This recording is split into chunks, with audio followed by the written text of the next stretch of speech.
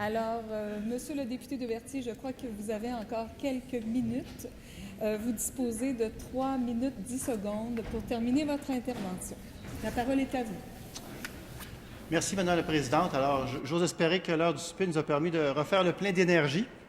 Madame la Présidente, comme le projet de loi présenté par le gouvernement fait suite à un jugement de la Cour supérieure, il est essentiel de regarder le projet de loi en ayant toujours en tête l'esprit du jugement rendu.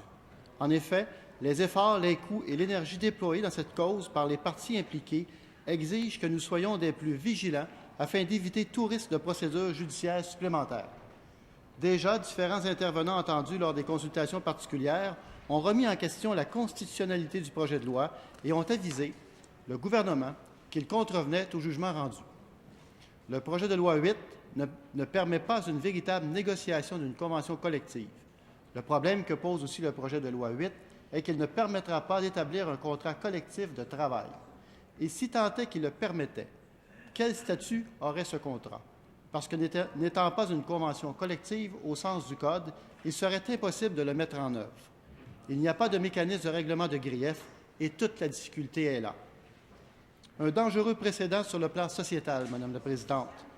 Donner un droit ou enlever un droit de se syndiquer ou de s'associer à un groupe de travailleurs parce qu'il y a une situation économique particulière pour un employeur constituerait un précédent dangereux. Or, le gouvernement veut tenir compte d'une réalité économique d'un secteur spécifique pour empêcher le droit à la syndicalisation.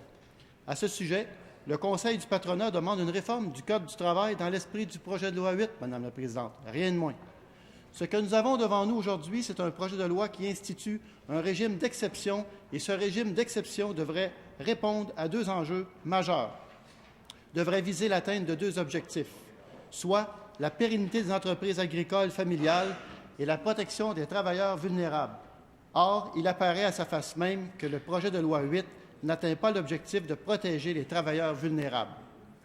Une avenue possible consisterait à moduler les moyens de pression tels que l'interdiction du droit de grève, comme suggéré par la Cour supérieure du Québec, et, en contrepartie, d'accorder aux travailleurs concernés le droit d'association assorti de l'accréditation.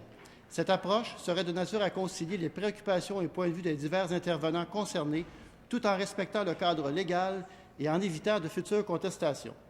Et puisque, Madame la Présidente, que le projet de loi n'atteint pas un des 2 objectifs qu'il devrait viser, nous voterons contre le projet de loi. Merci, Madame la Présidente.